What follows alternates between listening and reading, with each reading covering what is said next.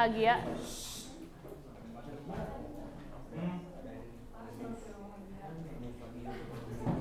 Imbang.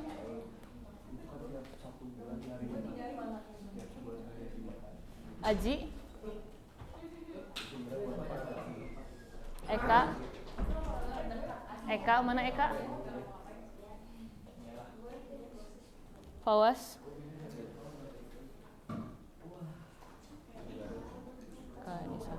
Ini sakit. Sabit. Nadifa. Natasha. Nizma. Nur Fadilah Ibrahim. Panggilannya apa kemarin? Apa? Oh, Fadil ya? Ibra. Boleh kalau mau dipanggil Ibra. Fadil. Nurul Hidayati. Omar Syafiq. Abki ya.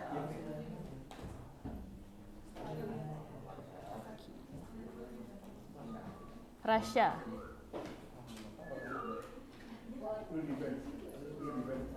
Reza.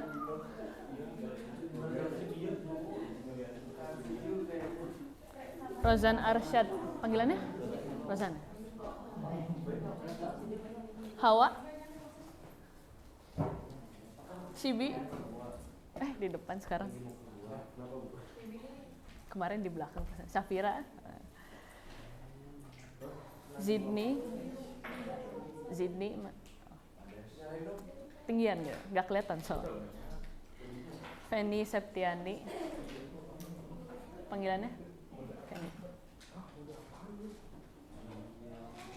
Indriawati. Panggilannya? Indri. Oke, berarti ada 1, 2, 3, 4 orang yang nggak hadir ya hari ini. Oke. Hari ini kita mungkin review sedikit ya tentang besaran dan satuan. Kemarin kita belajar tentang apa aja? Besaran dan satuan. Kita review ya. Ya, mangga. Silakan. Di kemarin kita belajar tentang besaran dan satuan.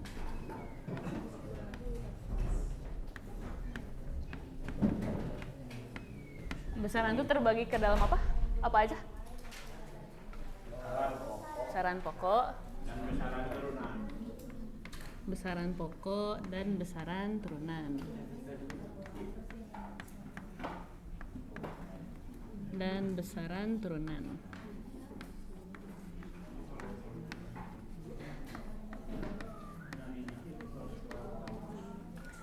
Salah. Besaran turunan ya, satu lagi, sorry.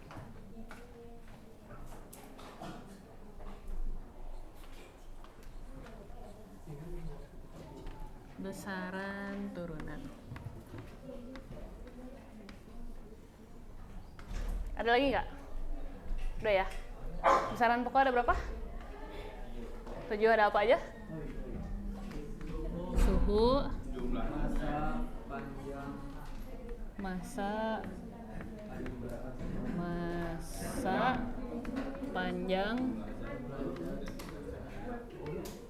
jumlah zat,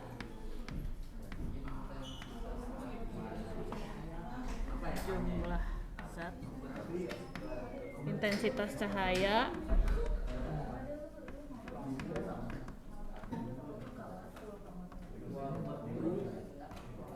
terus apa lagi? Waktu sama arus listrik.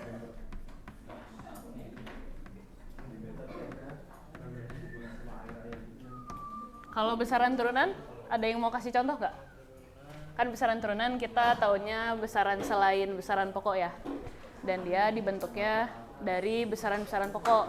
Ada yang mau kasih contoh nggak besaran turunan apa? Volume, luas, apa lagi? Kira-kira? Kecepatan atau percepatan? Kecepatan atau percepatan tadi bilang? Kecepatan. Terus? Ya, kecepatan, percepatan, dan lain sebagainya ya.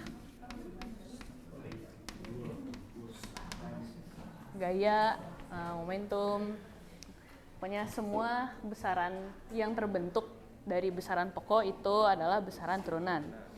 Nah, kemarin kita masih agak bingung ya tentang apa sih bedanya antara dimensi, besaran, sama satuan. Nah, dimensi, kalau minggu kemarin Ibu bilang itu dia merupakan kelompok besar ya. Nah, kalian dan besaran itu adalah bagian dari dimensi. Besaran itu adalah sesuatu yang akan dilakukan pengukuran. Jadi kita tuh mau ngukur apa sih? Kita ngasih penggaris atau meteran dari ujung meja sini sampai ujung meja sana, itu tujuannya untuk apa? Kita mau mengukur besaran panjang kan. Kalian naik ke timbangan itu tujuannya buat apa sih? Buat ngukur massa, buat ngelihat berat badan kalian kan. Gitu. Nah, dimensi itu oke, gini. Kita ambil contoh ini ya, meja.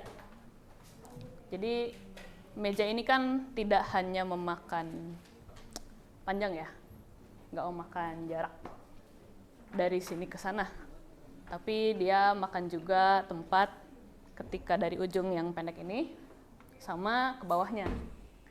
Berarti dia memakan ruang, kemudian juga ya 3 dimensi dia. Memakan ruang, memakan massa juga karena dia terbentuk nih berat gitu kan, ada komponen penyusunnya. Jadi kenapa saya bilang kemarin dimensi itu adalah kategori besarnya atau kelompok besarnya, karena sifat asli atau sifat dasar gitu ya dari si meja ini, dia itu memakan ruang dan juga memakan kasarnya tempat lah gitu, dalam bentuk massa gitu. Oke, itu mungkin review singkat ya. Terus apa lagi? Cukup tentang besaran satuan? Reviewnya cukup? Atau masih ada yang bingung? Cukup ya? Masih bingungnya di mana? Bingungnya di mana? Kurang kebayang.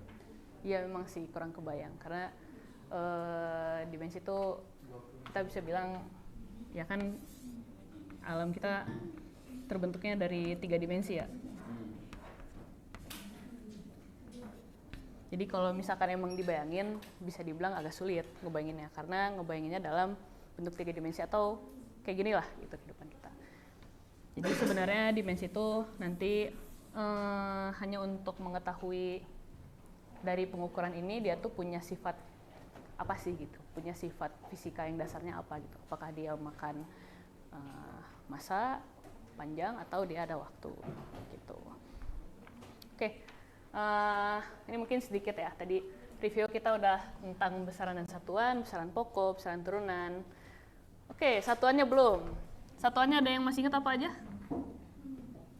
Coba, satuan suhu, satuan internasional atau satuan yang dibuat standar gitu ya. Satuannya apa?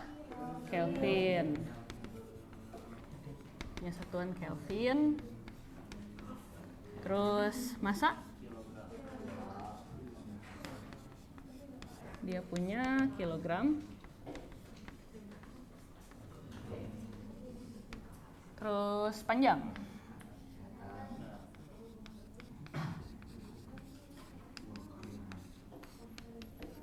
Meter. Jumlah zat? Mol.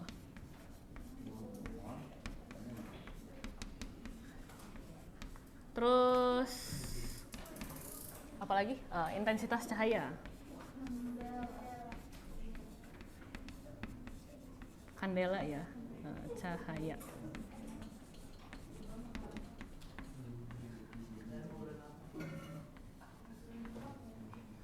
Terus waktu apa? Second. Arus listrik. Ampere.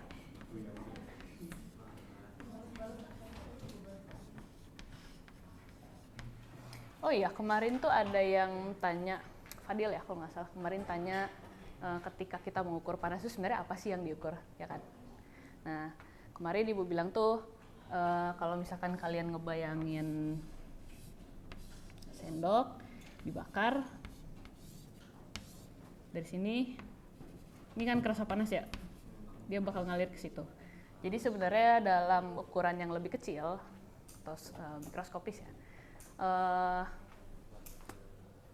si molekul penyusunnya itu dia kan kalian di SMP pernah belajar pemoyan nggak sih?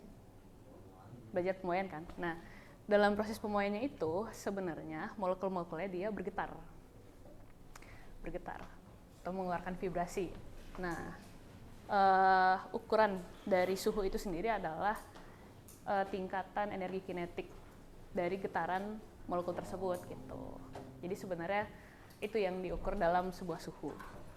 Sampai situ dulu sebenarnya. Kalau lebih detail lagi pusing ntar. Tapi kurang lebih yang diukur adalah rata-rata dari energi kinetik dari getaran molekul itu. Gitu. Kejawab nggak? Apa? Siapa tadi yang manggil? Kalau dingin, kan kalau dia makin panas dia bergetar ya. Nanti bergetarnya dia akan semakin cepat gitu. Nanti kalian belajar di kelas 11. Nah, kalau misalkan suhunya diturunkan, yang tadinya bergetar, dia akan makin lama makin diam. Makanya kenapa suhu satuan Kelvin itu disebutnya 0 mutlak kan? 0, bukan 0 derajat Celcius, tapi 0 Kelvin mutlak, karena itu adalah kondisi ketika molekul tuh udah nggak bergerak lagi gitu. Sama sekali udah nggak bergerak, dalam kondisi yang sangat dingin gitu. Itu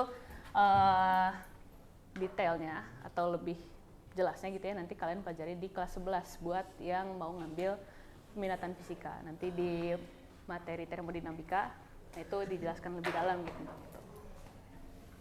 Tapi kurang lebih seperti itu gambarannya ya. Oke. Kira-kira jelas?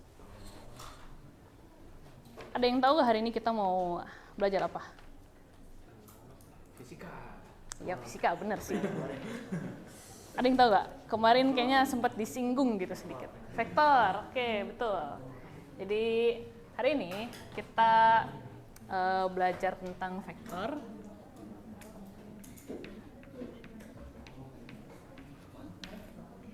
Vektor, sebenarnya ini ada di pelajaran matematika juga, tapi berbeda ya yang ada di fisika dan matematika.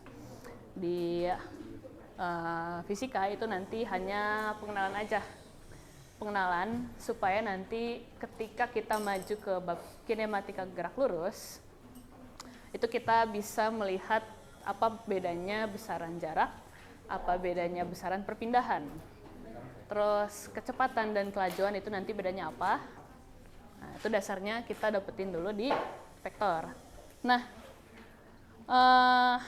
kalian misalnya coba bayangin kalian ada di hutan belantara, gak ada apa-apa selain kompas dan peta. Fungsinya apa coba kompas dan peta itu kalian? Kompasnya buat arah, petanya buat tujuan. Buat nentuin kalian ada di mana nih sekarang. Terus kalian cari jalan kan berarti. Nah, itu satu, tadi kita udah nyebutin arah sama posisi berarti kan. Menentukan kita ada di mana. Terus yang kedua, kalian kalau pergi-pergi suka pakai Google Maps gak sih? Suka ya? Buat apa sih Google Maps tuh? Biar nggak tersesat. Terus apa lagi? Cari rute. Apa lagi? Google Maps. Kalian pakai buat apa? Cari referensi tempat makan ya. Oke, jadi tadi Google Maps sebutnya buat nentuin rute, kemudian biar nggak tersesat. Nah itu salah satu sistem navigasi juga ya, dan berhubungan juga tentang dengan arah. Gitu. Sama apalagi yang kalian tahu tentang Google Maps? bisa ngapain dia? Dia bisa ngasih tahu jaraknya kan, estimasi jaraknya dari sini ke tempat nongkrong misalnya berapa kan, jalannya apakah belok-belok dia ataukah ada jalan motong gitu kan. Oke, berarti tadi kita menyebutkan ada sebuah jarak dan ada sebuah arah. Coba kita kerucutin lagi. Jadi besaran vektor masuk ke bagian dari besaran ya, besaran. Tapi besarannya ini beda sama besaran pokok dan turunan. Kalau ini dia hanya menyatakan bagian apa sih dari objek tersebut yang mau kita ukur. Kalau di sini nanti kita kenalannya sama ada dua. Ada yang namanya besaran skalar,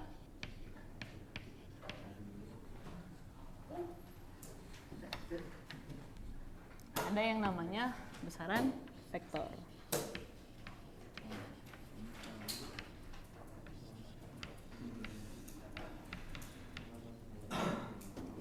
Besaran skalar dan besaran vektor. Apa sih yang akhirnya jadi pembeda antara dua besaran ini? Oke, kalau besaran skalar itu dia besaran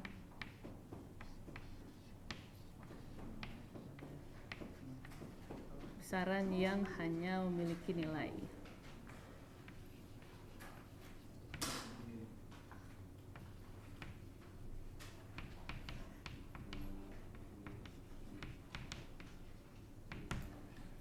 Misalnya apa besaran skalar? Jarak.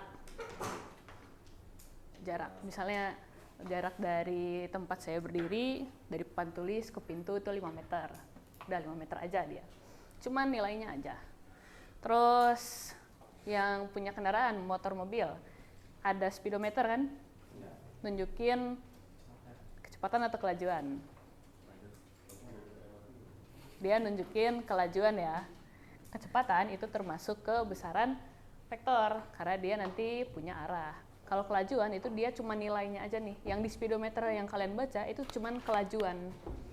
Cuma nilainya aja kan. Misalnya kalian ngebut 20 meter per second atau 10 km per hour gitu kan. Cuman angkanya aja gitu yang tunjukin. Nah, kalau besaran vektor itu besaran yang memiliki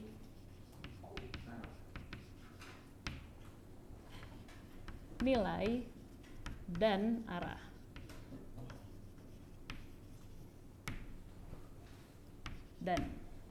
Jadi dia nggak hanya punya angka, nggak hanya cuman punya besar, tapi dia juga punya arahnya. Katakanlah seseorang dia mau pergi ke rumah, mau pulang. Jaraknya itu 5 meter. Jaraknya 5 meter. Nah, tapi ketika seorang ini dia mulai bergerak, berjalan ya, dia berjalannya kemana ke arahnya? Ke kanan kan? Rumahnya di sebelah mana? Di sebelah kanan kan? Dia arahnya ke kanan dan berjalan sejauh 5 meter. Berarti dari contoh ini, yang disebut sebagai besaran vektor adalah apa tadi kejadiannya? Berjalan ke arah kanan gitu ya. Ya ke rumah di arah kanan. Sejauh 5 meter. Dia di sini ada arahnya. Kemana sih arah dia pergi? Ada juga besarnya. Sejauh mana dia pergi? Nah, ini contoh kejadian untuk ngebayangin besaran vektor gitu ya. Tapi kalau misalkan 5 meternya aja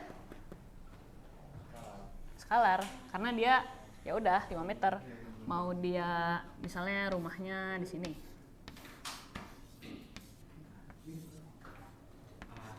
10 meter. ya jaraknya 10 meter kan. Gitu. Kalau misalkan dia udah mulai bergerak, barulah kita lihat kemana sih arahnya dia pergi, sejauh apa dia pergi. Gitu. Itu ya, jadi untuk besaran vektor itu dia bersamaan nih, ada nilai dan ada arah. Jadi kalau misalkan nggak ada arahnya, itu cuman angkanya aja, dia masuknya ke besaran skalar.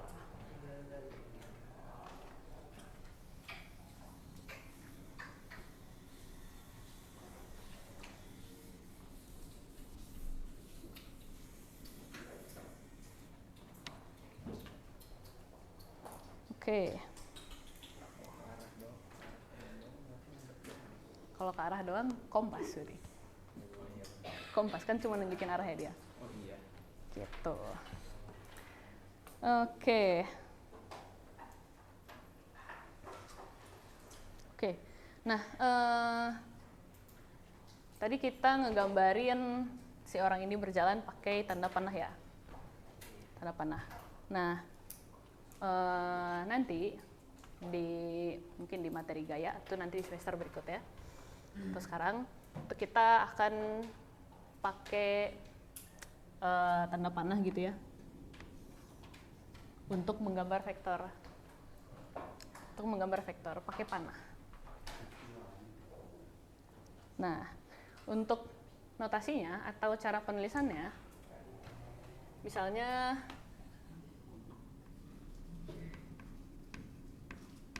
misal saya punya vektor A. Nah, jadi penanda apakah dia besaran vektor atau bukan, itu penulisannya ada tanda panah di atas simbolnya. Misalnya gaya. Kan taunya gaya sama dengan massa kali percepatan ya. Tapi kalian tahu nggak sih kalau gaya itu sebenarnya masuk ke besaran vektor?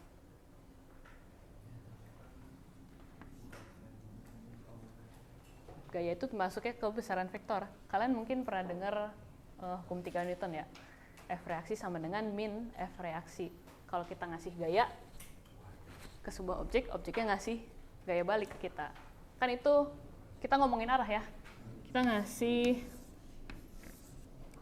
dorongan ke dinding, tapi dindingnya juga ngasih dorongan ke kita. Berarti kan di sini ada arah gitu yang terlibat. Makanya gaya itu masuk ke besaran vektor. Kira-kira apa lagi yang besaran vektor? Dari ini dulu. Massa atau percepatan? Massa masuknya kira-kira? Skalar, karena dia nilai aja kan yang kita tahu. Kalau percepatan? Vektor. Kenapa vektor? Ya, nanti kita belajar di gerak lurus. Di GLBB kita akan explore ya, kenapa si percepatan ini tuh termasuknya ke besaran vektor gitu ya. Nah, oke. Jadi ini kelihatan nggak sampai belakang? Kelihatan? Kalau nggak kelihatan bilang aja digedein.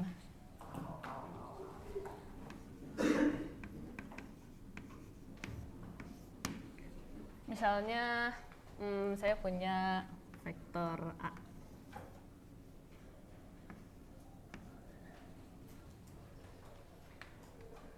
Oh, ini deh. Biar gampang.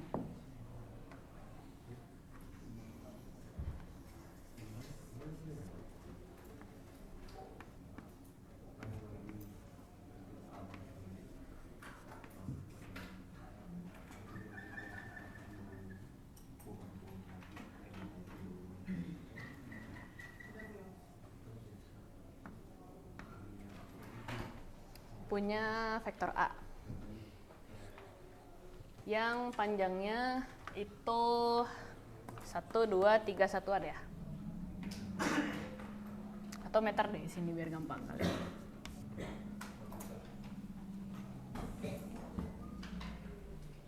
Miring ya.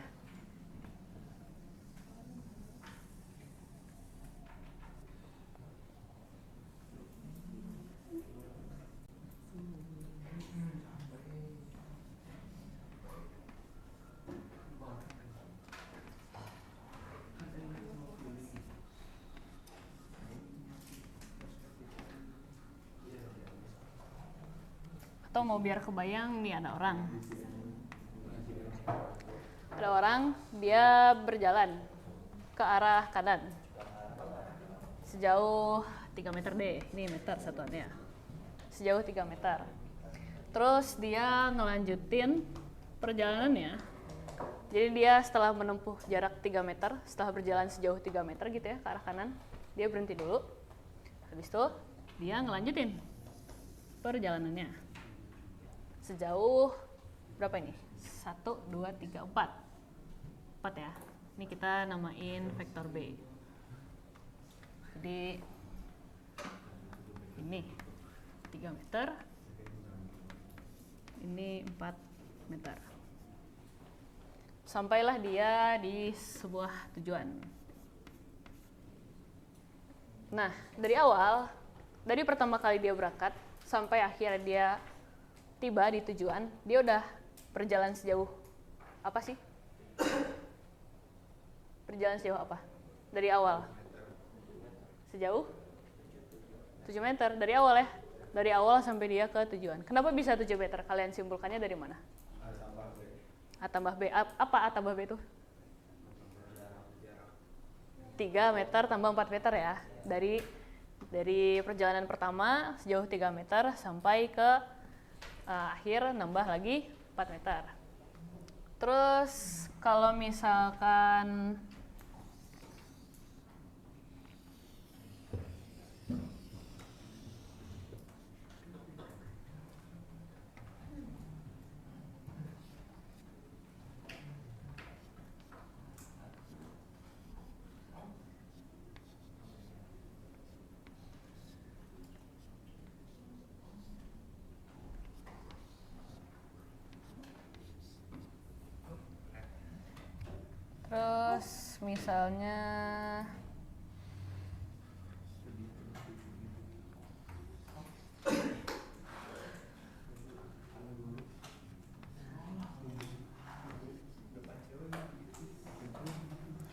misalnya sekarang si orang ini dari tempat dia mulai bergerak, misalnya dari rumah lah. Dari rumah dia berjalan, dia mau ke sini misalnya. Nah, tujuannya ada di sini. Tapi di tengah perjalanan, setelah dia menempuh sebuah jarak gitu ya, 5 meter, baru jalan. Balik lagi dia.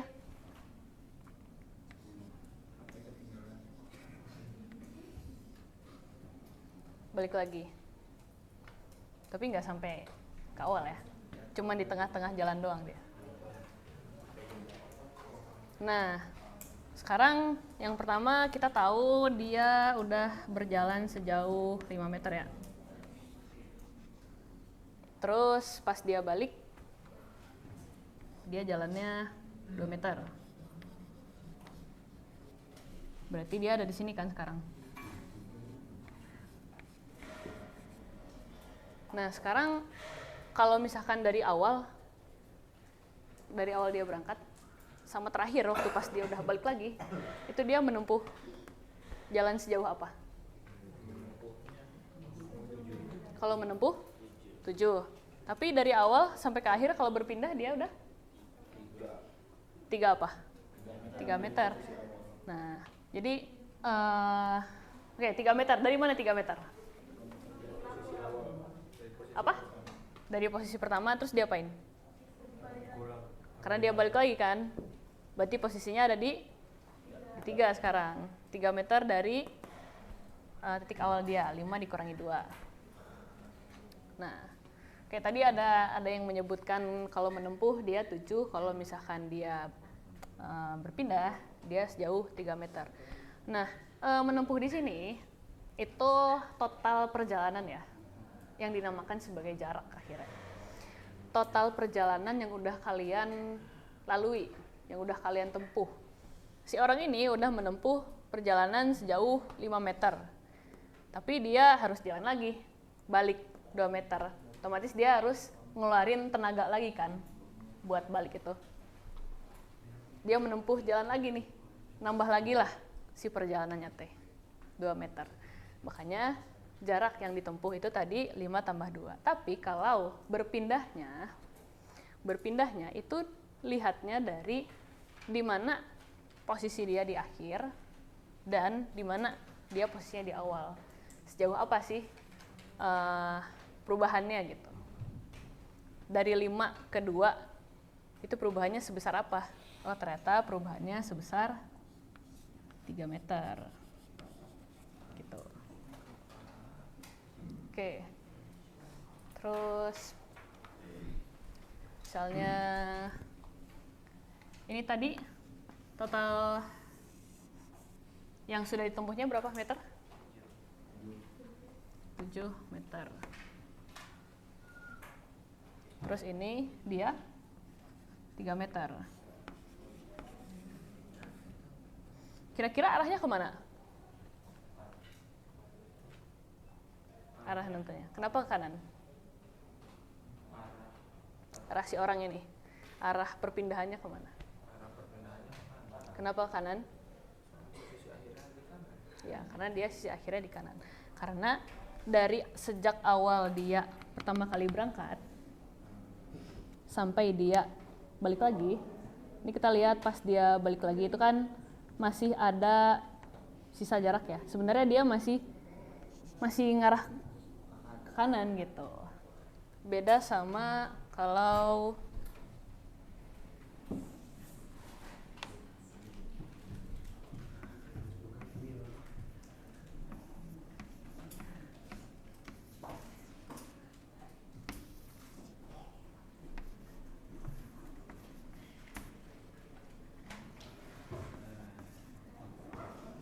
beda sama ini ya. Kalau yang ini posisi akhir dia ngadepnya kemana? Kiri. Ngadepnya ke kiri, karena ini masih ada sisanya kan? Iya. Gitu. Ya. Abis dia ya? Abis dia. Oh yaudah sok. Kalau ini dia masih ya bisa dibilang dominannya masih ke arah kanan gitu, masih lebih banyak. Nah, dari dua contoh ini sebenarnya ada sebuah kesimpulan yang akhirnya bisa kita tarik gitu. Apa coba? Ini kan tadi ada vektor yang satu, ada arah pertama, arah kedua. Terus ini ada arah pertama, ada arah kedua. Kira-kira kesimpulannya apa yang bisa kalian ambil dari dua contoh ini? Tadi kalian dapat 7 dari mana? 3 tambah 4. Terus dapetin ini dari mana? Dapetin 3? 5 kurang 2. Berarti sebuah vektor itu bisa diapain? Bisa mengalami apa? Penjumlahan. Oke, resultan. Ada yang menyebutkan resultan ya, tapi kita tarik dulu kesimpulan dari sini. Kesimpulan dari dua cerita ini adalah bahwa vektor itu dia tadi punya nilai, punya arah, itu ternyata bisa dijumlahkan. Bisa mengalami penjumlahan. Gitu ya. Bisa mengalami pengurangan bisa, tapi pengurangan itu kan sebenarnya dia penjumlahan juga ya. Tapi tandanya negatif, makanya disebutnya pengurangan. Tapi kesimpulannya yang paling utama kita ambil bahwa vektor itu bisa dijumlahkan.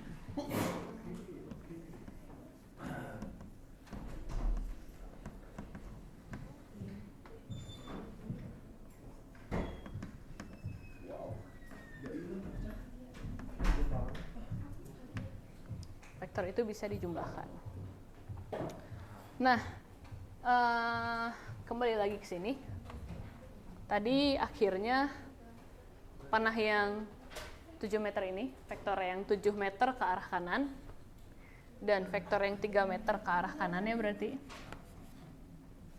Itu kan merupakan sebuah hasil ya tadi. Hasil yang didapatkan setelah kalian menjumlahkan dua arah ini. Dua arah dan dua nilai ini. Hasil, kalau dalam vektor, itu kita sebutnya sebagai resultan.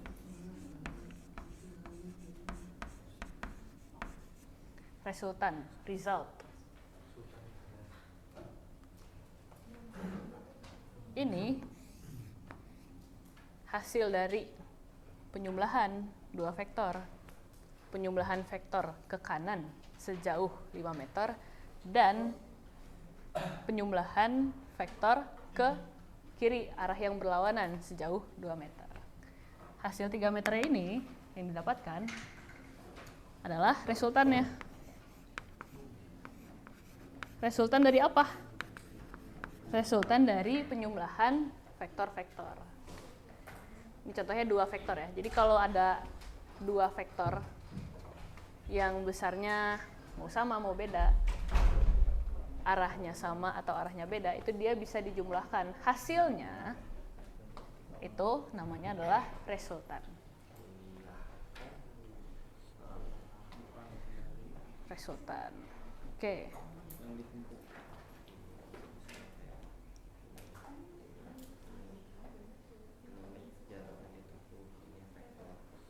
Kalau cara nulisnya, cara nulis matematisnya kalian mau tahu? Atau nanti mau pusing gitu?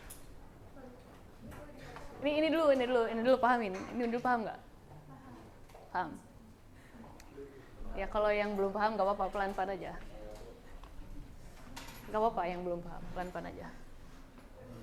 Oke, resultan.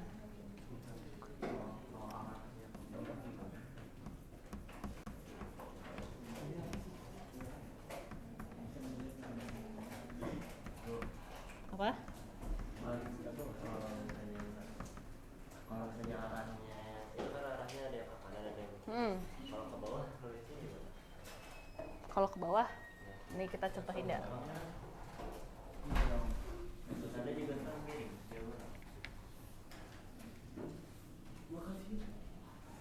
Kalau misalkan gimana tadi? Kan Ada yang kayak gini. kanan kiri. Kanan kiri. Nulisnya berarti kan ini kan gini. Ya, panahnya tergantung panahnya. Kalau terus ke bawah, misalnya dari sini lanjut ke bawah gitu ya. Jadi nulisnya gimana ya? Nah ini bahasan kita berikutnya. Tapi yang pertama, ini dulu. Ini dulu. Apa yang disebut dengan resultan, kenapa akhirnya vektor bisa dijumlah, itu yang perlu apa ya? Ya sedikit-sedikit kalian pahami dulu gitu. Oke. Ada yang mau ditanyakan? Enggak?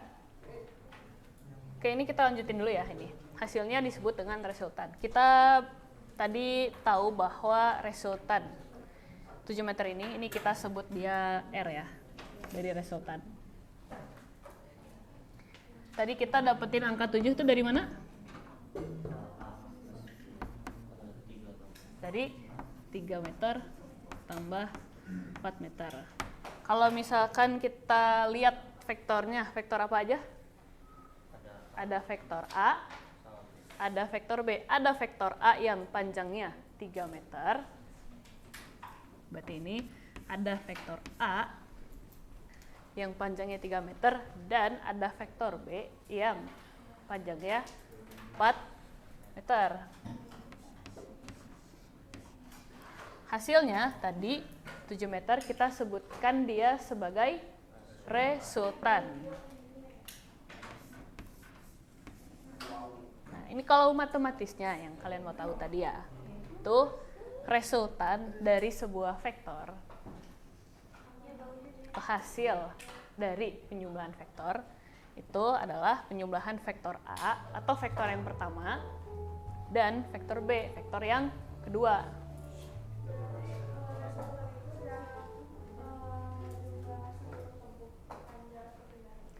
Perpindahan dia. Kalau tadi jumlah seluruh tempuh mah, kamu berjalan ke kanan sejauh 5 meter. Kamu ngelanjutin lagi, berjalannya 2 meter. 5 tambah 2. Itu jarak disebutnya. Karena yang kita omongin cuman sejauh apa, cuman angkanya doang. Tapi kalau perpindahan, yang kita lihat itu adalah arahnya dia kemana sih? Gitu. Arah bergeraknya. Yang ini, dia arah bergeraknya ke kanan sejauh 5 meter. Terus dia muter balik ke arah kiri, berjalan sejauh 2 meter.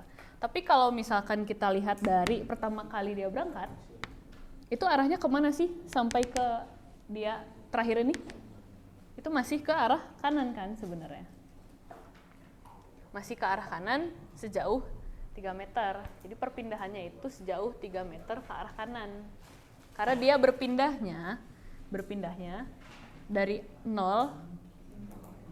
sampai akhirnya ada di 3. Makanya nanti di perpindahan itu nanti posisi akhir dikurangi posisi awal gitu. Oke, sampai sini dulu. Oke, tadi ada pertanyaan bagus ya. Ini kan kanan kiri. Oh, kalau kanan kiri kita bisa ngegambarin arah vektor resultannya seperti ini. Sekarang gimana kalau misalkan arah vektornya atas bawah? Atau misalnya aneh gitu. Itu misalnya kayak gini. Ini kita pusing ya. Tadi ada yang udah nyebutin segitiga grafis. Oke.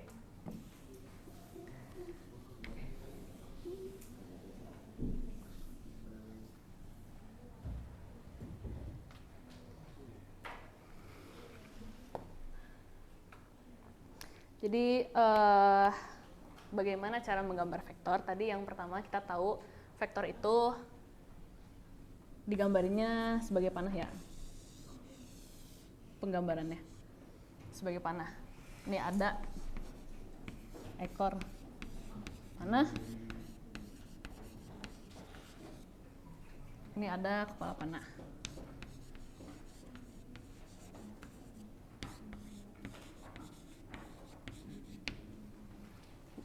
Cara nggambar panahnya dari mana? Dari panahnya dulu apa dari belakang dulu? Dari ekor dulu? Dari ekor dulu ya. Kan gini, baru kalian tambahin panah, ya kan? Nah, oke, sekarang kita coba masuk ke bagaimana cara menggambarkan vektor resultan. Gitu ya. Atau penjumlahan vektor gitu.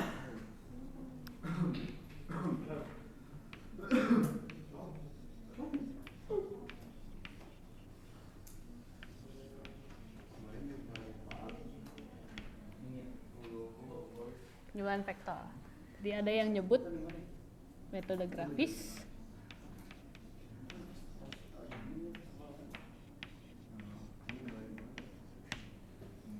Metode grafis atau metode dengan menggambar ya.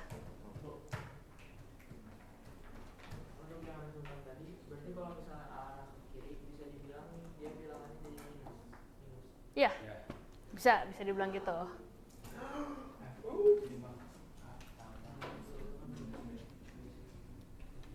Oke, sebelum lanjut ya, kita bahas dulu ini sampai tuntas.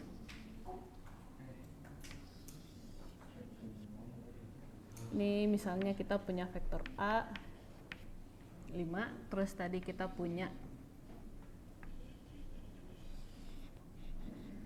vektor B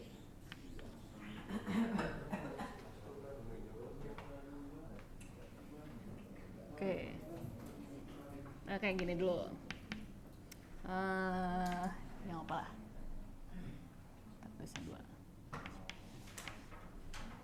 Tadi kan kita kalau mau cari tahu vektor resultan, itu kita ambil posisi akhir ya. Kita ambil posisi akhir sama awalnya. Terus kita tarik garis, kita kasih tanda panah. Nah, tadi resultan itu adalah vektor A ditambah vektor B. Kalau misalkan yang pertama, di contoh yang pertama kita punya penjumlahan dua vektornya adalah vektor A-nya sepanjang 3 meter dan 4 meter, itu sama dengan 7. Yang pertama perlu kita ketahui, kenapa pada akhirnya ditambah?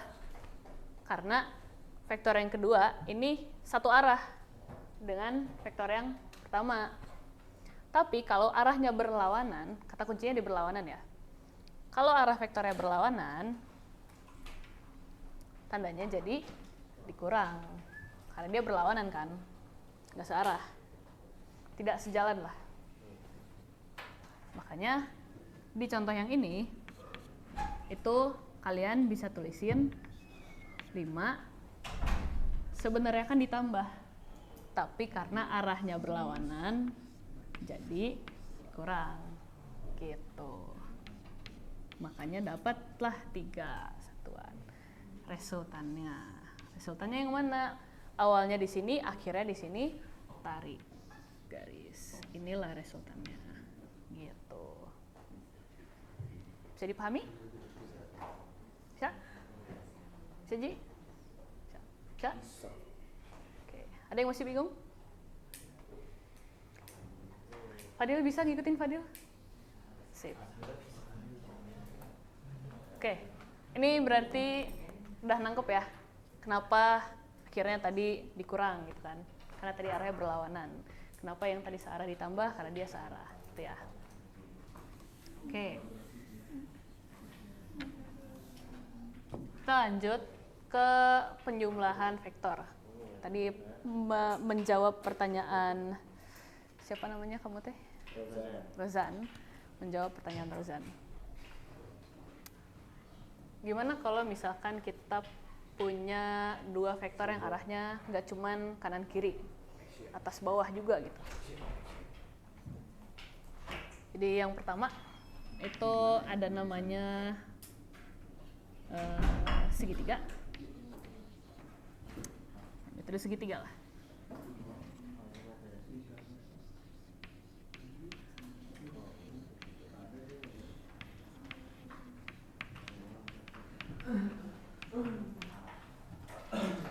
Misalnya kalian punya 2 vektor. Ada vektor A yang pertama. Ini dia ke kanan. Terus dari titik akhir ya, dari akhir si vektor A ini kalian ngelanjutin perjalanan ke bawah.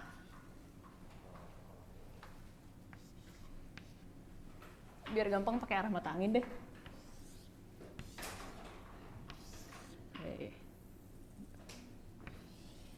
Hei.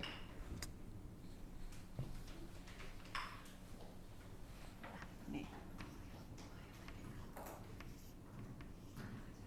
Arah mata angin apa aja?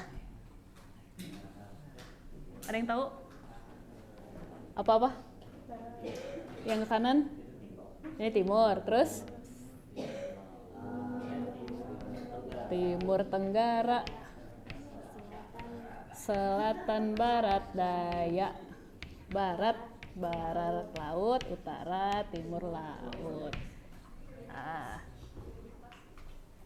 kita punya vektor A yang arahnya ke timur, dan kita melanjutkan perjalanan dari ujung vektor A ke arah selatan. Posisi akhirnya ada di mana berarti? Posisi akhir ini dulu, lihat sini dulu. Ada di selatan ya. Ada di ujung vektor B. Selatan.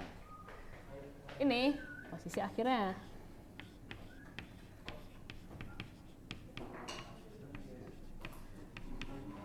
Posisi awalnya di mana tadi? Posisi awal pertama berangkatnya? Di sini. Di A.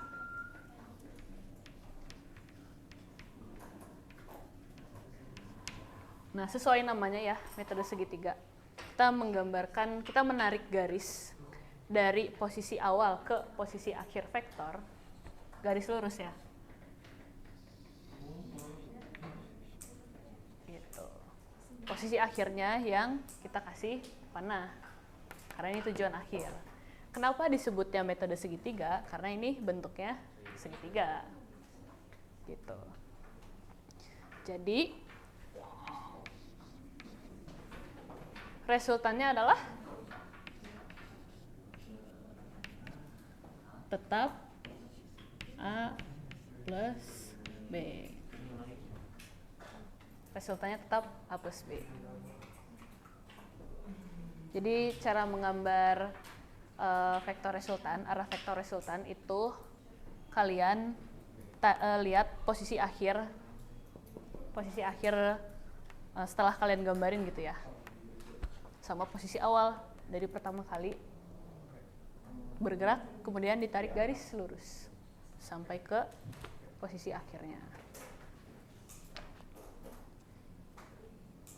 Menarik garis dari ekor vektor menuju kepala vektor gitu.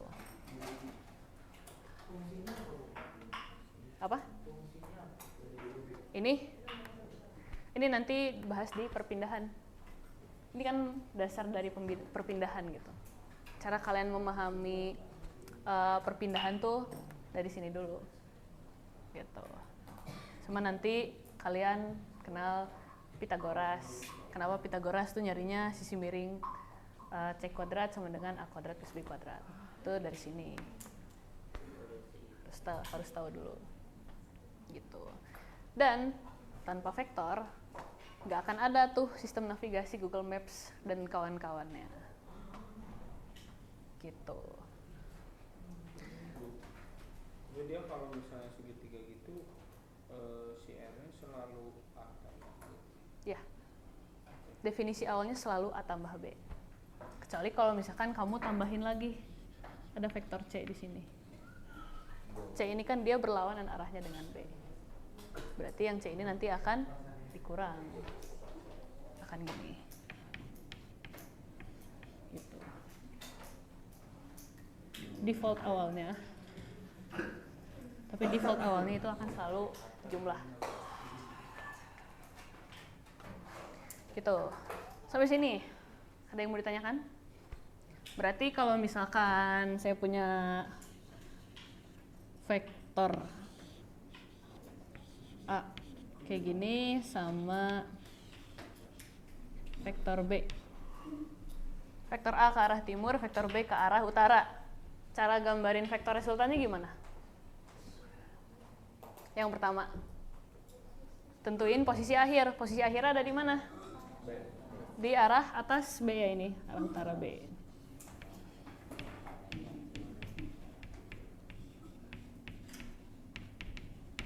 Kepala vektor akhir ada di sini. Terus posisi awalnya, ekor vektornya ada di mana? Di ekor vektor A.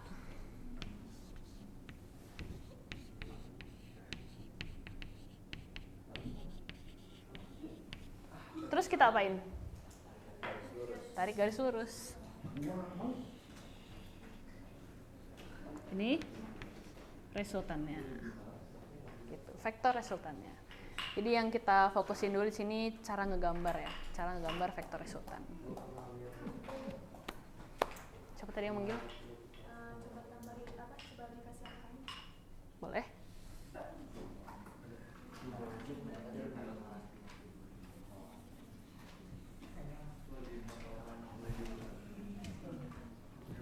Tapi ini nanti masuk ke Pitagoras ya. Dan kita belum ke arah sana. Belum ke arah sana kalau mau dikasih angka. Tapi konsepnya dulu dapat kan? Iya, sok. Nanti ya kalau misalkan masukin angka itu bakal agak ribet. Tapi yang penting konsepnya dulu. Di sini kita cara ngegambarinya dulu. Cara ngegambar vektornya dulu. Vektor resultan. Oke. Kalau misalkan di sini nggak ada yang mau ditanyakan, ini bisa digeser ya? Bisa nggak? Oh, keras banget tapi. Biarin aja kalau gitu. Biarin aja. Ini dihapus ya? Ini udah dicatat?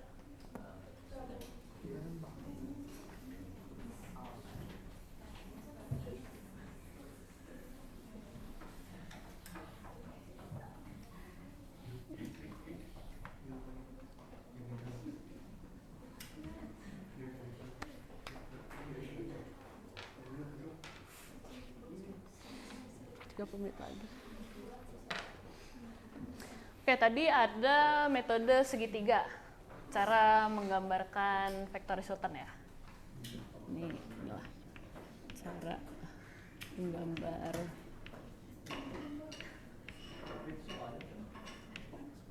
vektor resultan.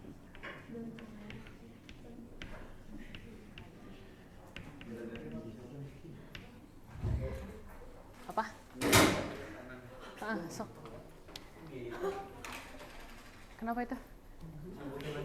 Di atas dia itu. Udah, balik fokus. Oke, tadi yang pertama ada metode segitiga. Sekarang yang kedua itu ada jajar genjang.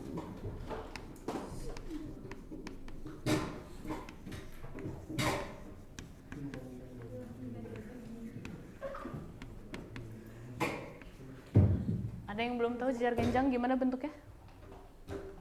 Jajar genjang itu ya. Nah, kenapa dinamain metode jajar genjang? Karena cara kita menggambar itu nanti akan berbentuk seperti jajar genjang gitu, seperti jajar genjang.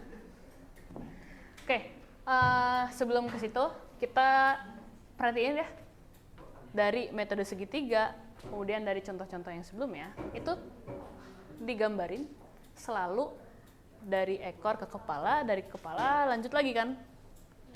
Jadi dari kepala panah tuh kita ngelanjutin gambarnya. Sekarang gimana kalau misalkan kita ketemu dua vektor yang mulainya sama-sama dari ekor?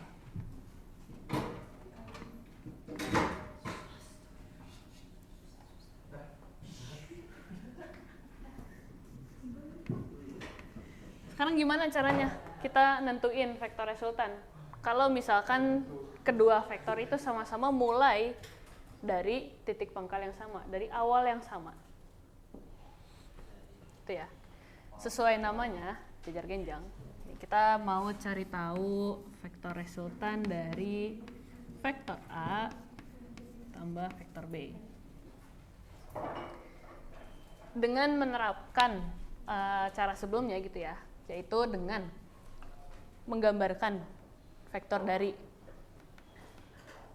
vektor yang kedua dari kepala vektor yang pertama, ini kita bisa terapin ke sini. Misalnya A tambah B. Yang B itu bisa kita tarik gitu ya, bisa kita tarik ke ujung vektor A,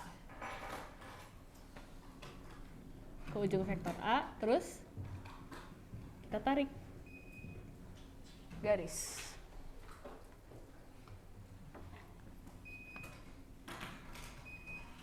Sebenarnya dia sama aja kan, sama-sama vektor B.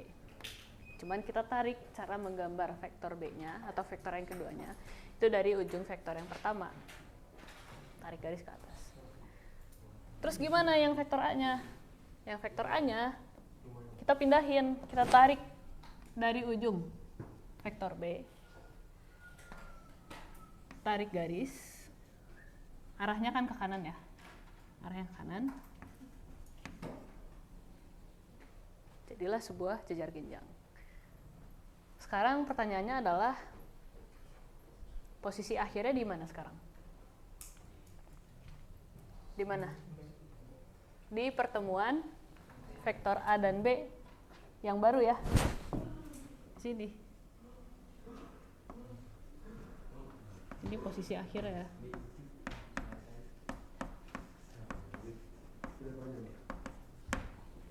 Posisi awalnya yang mana? Pangkal dari A sama B yang ini.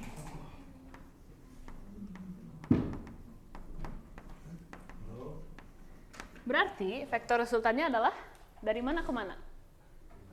Dari mana? Dari awal, dari ekor AB sampai posisi akhir. Berarti gini ya. Ini vektor resultannya.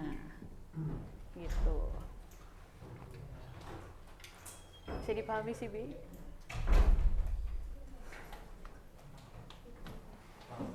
Paham. Oke, sampai sini ada yang mau ditanyakan? Coba saya kasih contoh. Kalau misalkan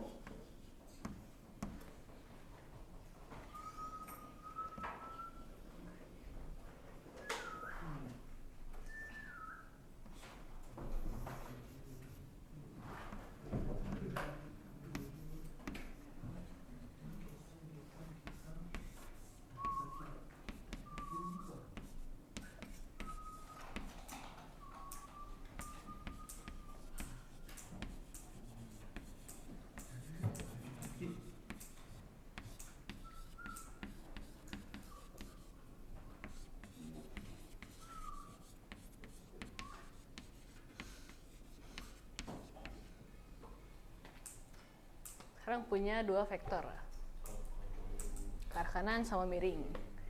Terus kemana sih arah vektor resultannya? Ada yang mau coba? Ada yang mau coba?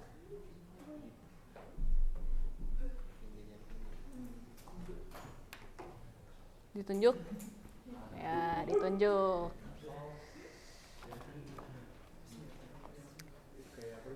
Pada bersiap-siap ini kalian kalau ditunjuk. Tanggal berapa ini? 31.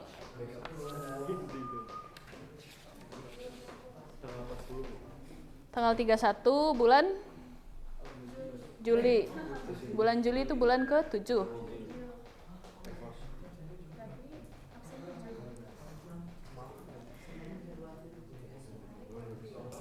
Tahun berapa? 2026. Nurul. Mana Nurul? Absen 20.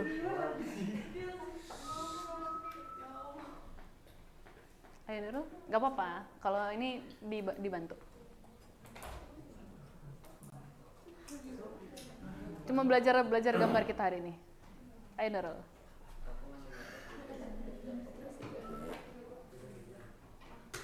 Dua arah.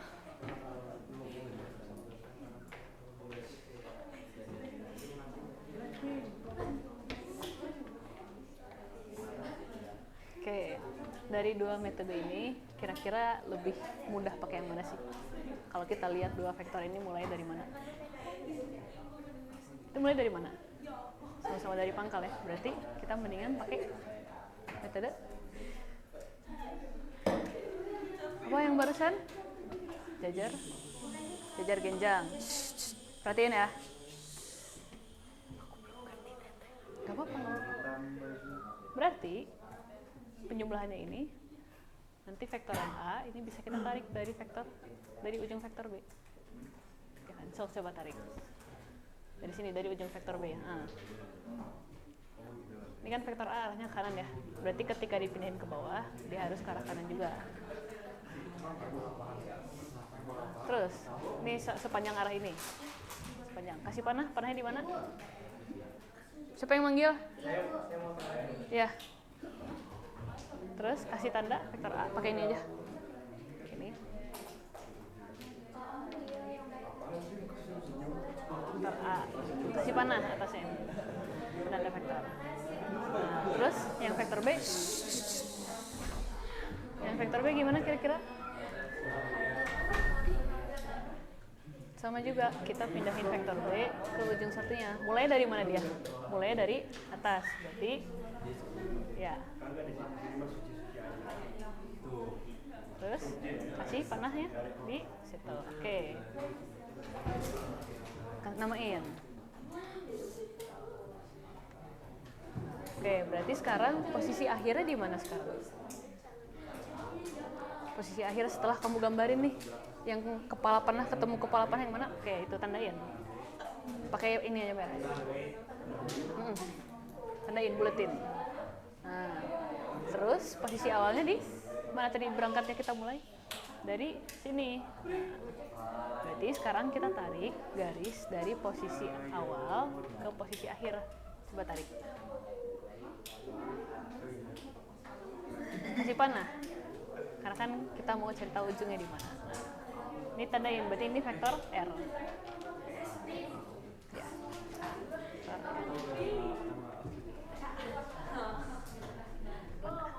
Oke, sip. Bagus, benar. Makasih Nurul. Kasih tepuk tangan dulu dong buat temennya yang udah mau maju. Good. Jadi cara gambarnya ini kita lebih cocok pakai metode jajar genjang atau segitiga. Jajar genjang. Kenapa jajar genjang? Karena mulainya dari titik pangkal yang sama, dari awal yang sama. Berarti yang pertama kita pindahin vektor A ke ujung vektor B, kan? Yang udah digambar Nurul nih. Terus kita tarik vektornya searah kan, arah kanan. Kita lakukan hal yang sama juga untuk vektor B. Kita pindahkan vektor B, kita mulai tarik dari ujung vektor A, mengikuti arah vektor B ke bawah dia. Kita tentuin pertemuan dua vektor ini ada di mana? Ada di sini. Ini pertemuan dua vektornya. Ini jadi posisi akhir.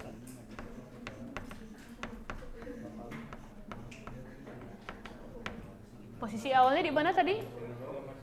Di sini ya.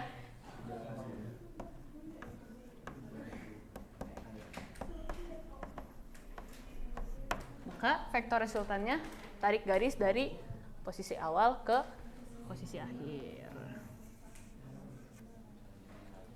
Begitu. Peletakan panahnya gimana? Peletakan panahnya itu ke arah posisi akhir. Ada yang mau ditanyakan?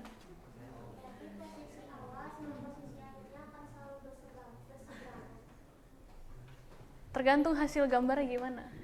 Ini kan pakai metode jajar genjang ya, dia berseberangan kan, seberangan. Sekarang gimana kalau misalkan vektornya banyak?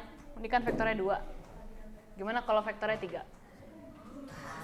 Bob, aku mau bertanya. Boleh. Kalau misal si gambar vektor yang pertamanya itu yang kayak tadi yang dua arah itu, apakah emang harus pakai metode jajar genjang atau bisa pakai metode lain? Metode jajar genjang sih. Oke. Metode jajar genjang. Karena metodenya hanya 2 ini. Hanya metode segitiga dan metode jajar genjang. Kalau misalkan tadi mulainya dari titik pangkal ya. Sama-sama dari sini kan. Ini kan sama-sama dari ujung. Kalau yang segitiga kan tadi istilahnya kita melanjutkan ya. Nah, ini kan lebih mudah pakai segitiga karena kita bisa langsung ketahuan posisi akhirnya di mana, posisi awalnya di mana. Tapi buat yang kayak gini, ini kita belum kebayang nih di mana posisi awal sama akhirnya. Makanya kita pakai metode jajar genjang. Kita membuat dulu jajar genjang gitu, dari 2 vektor ini. Gitu.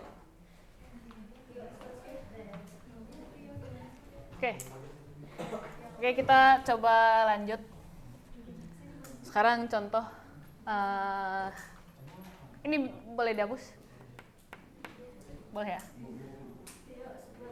Oh ya, sebelah kanan aja, oke. Sip. Ya. Gantian ya. Sekarang gimana kalau saya pakai yang coklat?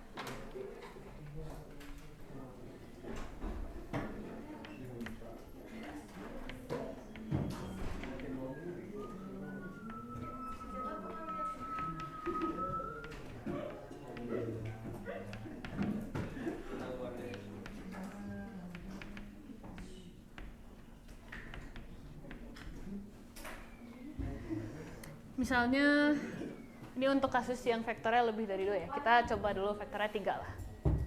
Karena 2 aja udah pusing kan ini. Coba 3.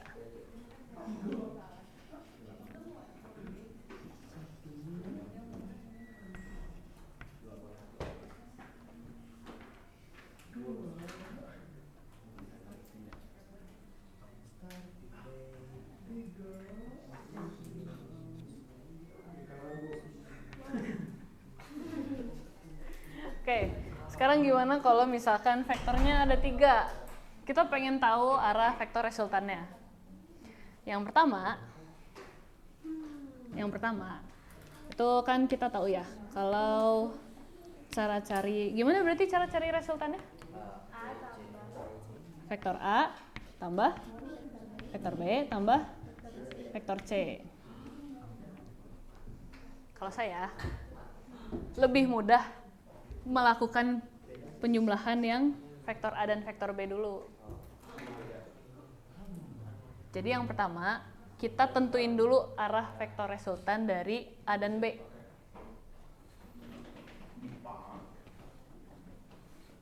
Ya, jadi pertama tentukan arah vektor resultan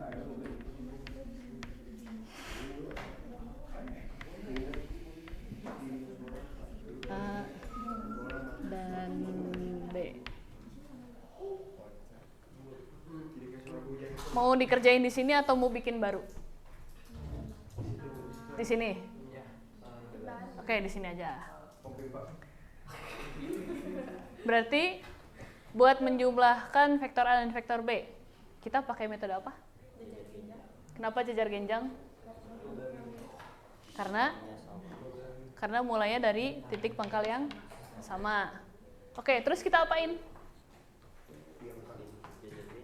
Ya, diapain? Jejar genjang tuh. Yang pertama, sejajarin. Oke, kita pindahin vektor yang A ya. Kita pindahin vektor yang A ke vektor B. Ini kan vektor A arahnya ke kanan ya.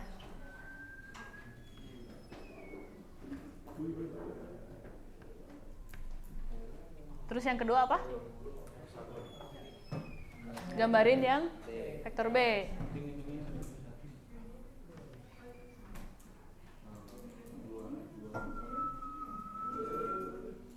Arah vektor B kan ke atas ya. Ini agak tidak sempurna, maaf ya. Harusnya sempurna ini, tapi udah. Terus?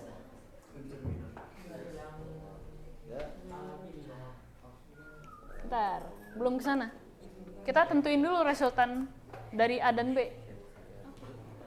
Berarti kemana? Oke, titik awalnya di sini. Ini awal. Akhirnya di pertemuan vektor A dan B ya, yang baru. Diapain? Tarik garis.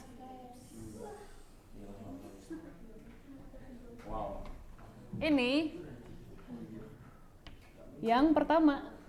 Kenapa yang pertama? Karena kita baru coba menjumlahkan vektor A dan B.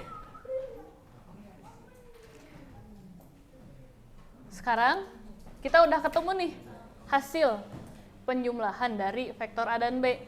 Tinggal kita jumlahin dengan vektor yang C. Berarti ini, lihat ya, ini vektor A dan B. Tadi hasilnya kita tuliskan sebagai resultan 1 lah.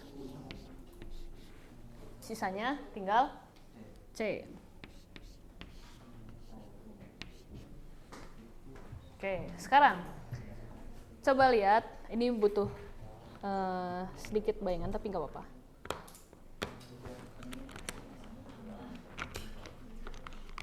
Nyala ya. Oke, sekarang kita punya vektor resultan yang pertama sama vektor resultan yang C. Berarti penjumlahannya itu kita menggunakan vektor resultan yang ini, yang oranye, sama yang C. Ya. Gimana caranya? Kita pakai yang mana metodenya? Jejar genjang, karena vektor resultan yang pertama itu mulainya dari titik pangkal yang sama dengan vektor C. Oke, diapain? Dibikin lagi. Kita pindahin yang mana dulu? Vektor R dulu ya. Resultan yang pertama dulu. Pindahin ke ujung vektor C. Terus kita tarik garis. Ini biar gampang. Kita tarik garis.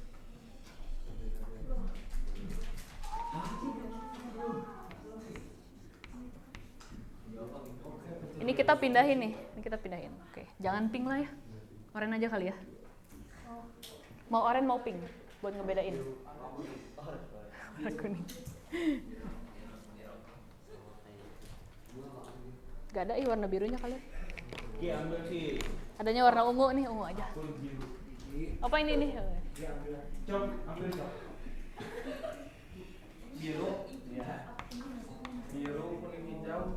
Oke, terus diapain? Udah nggak apa, nanti aja. Oke, nanti aja. Perhatian dulu. Ayo perhatian dulu. 10 menit lagi tuh. Oke, kita udah mindahin vektor resultan R1 yang tadi hasil penjumlahan vektor A dan B ya. Yang kedua, diapain? Pindahin vektor C. Kita pindahin ke sini. Kita pindahin dari sini. Tariklah. vektor C yang baru. Oke, sekarang posisi akhir bangetnya di mana sekarang? Itu pertemuan C sama Pertemuan C dan vektor resultan 1. Oke. Ini posisi akhir.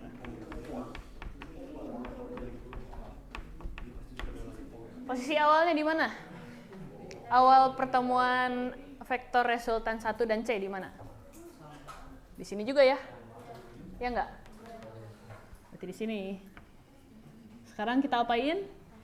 Kita tarik garis dari posisi awal ke posisi akhir.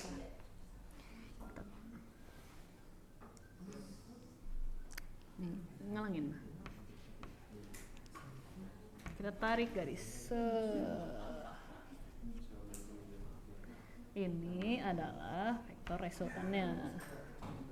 Nih, jadi hasil menjumlahkan vektor A, vektor B, dan vektor C itu hasil akhirnya banget nih. Ternyata ini nih arah vektornya ini. Vektor resultan. Ibu-ibu, itu tuh garis lurus aja nggak bisa ada lengkung. Apa? Nggak bisa ada yang lengkung. Nggak bisa. Ini bagusnya pakai penggaris ya emang bikinnya. Biar lurus. Gitu. Kalau melengkung capek tuh kalian. Jalannya muter-muter dulu. Nah, gitu ya. Ini buat yang gambarnya 3 vektor. Oke, hah? Berarti yang analogi orang jalan nggak bisa dipakai buat yang metode jejar jenjang. Nggak bisa. Dan metode Kecuali kalau orangnya ada 2. kali bunsin. Terus kalau misalnya gampangnya buat memilih metode yang dipakai itu berarti metode jejar jenjang itu yang dimana satu titik terus Terus dia bercabang. yang segitiga. Kalau segitiga kan ya ngelanjutkan dia. Ujung ketemu awal ketemu akhir ketemu awal. Lanjut. Gitu. Ya, tapi kita di semester 1 ini nggak akan pakai sampai 3 vektor, enggak. Kita cuma 2 vektor aja. Mungkin 3 vektor tuh buat kalian nanti kalau peminatan kalau ada yang melanjutkan. Oke, 5 menit terakhir ada yang mau ditanyakan? Mau ditanyakan? Latihan cukup kali ya? Cukup dua soal.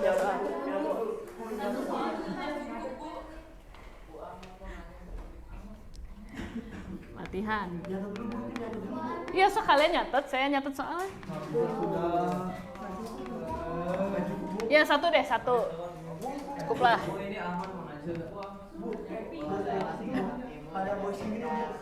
Apa? Nggak ngerti jejar genjang. Bagian mana nggak ngertinya? Dua-duanya yang itu sama itu gimana? Apa yang gimana? Apa yang kamu bingungkan gitu? Bisa kayak kopi gitu harus di sini mana itu Nggak kedengeran, coba. Sorry Ahmad, boleh diulang?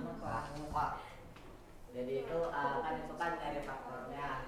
Nah itu kenapa bisa tiba-tiba kayak ke kopi gitu duplikan, habis itu yang bagian situ kenapa bisa gitu yang awalnya dari genjang tiba-tiba berubah jadi persegi gitu. Jadi macam-macam ya? Ya. Ya, jadi sebenarnya mau persegi mau jejar genjang kan sebenarnya persegi dan jejar genjang sama-sama seginya sisinya ada 4 ya. Jadi kalau misalkan pakai ini juga dia tetap pakai metode jejar genjang sebutannya gitu karena sama-sama sisinya 4. Kamu mau di breakdown ini gimana? Tadi kan kita gambarnya digabung ya. Ya udah sok lah 5 menitnya nggak usah ada latihan tapi kita coba breakdown.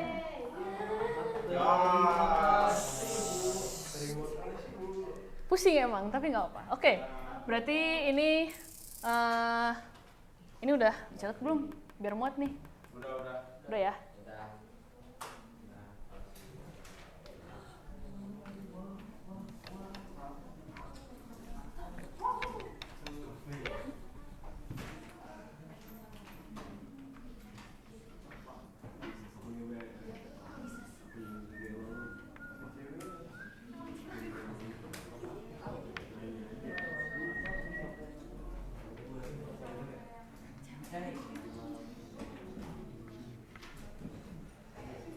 Oke, ini awalnya ya.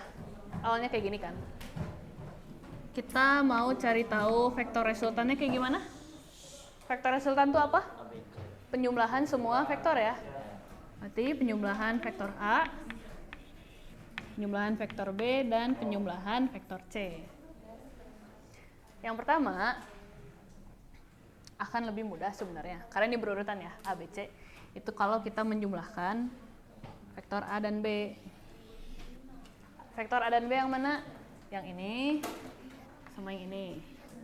Oke, sampai situ. Ini kita pindahin ya. Kita pisahin vektor A-nya.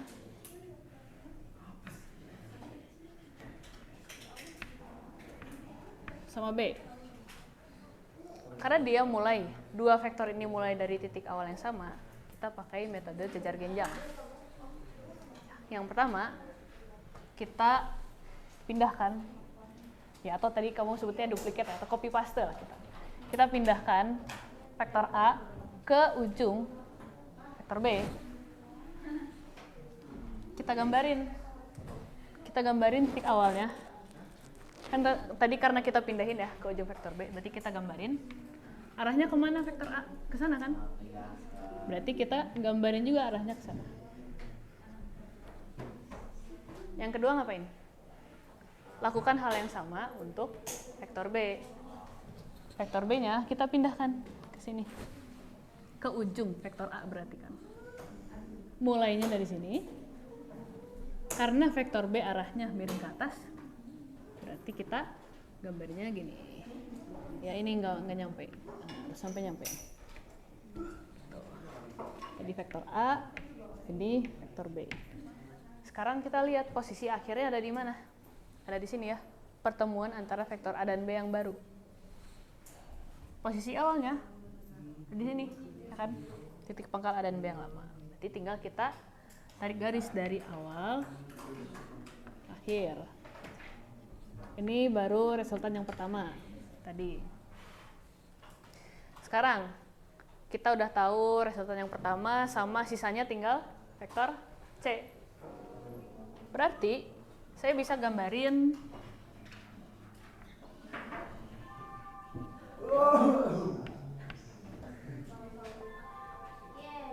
nanggung 2 menit lagi sama vektor C. Kedua vektor ini kan mulainya dari titik awal yang sama. Berarti kita pakainya metode jejar. Oh, berarti R1 ditambah ini F. Ya, berarti ditambah vektor C. Caranya? Sama dengan ini? Sama kayak di atas berarti. Berarti dikit lagi ke bawah. Terus yang ini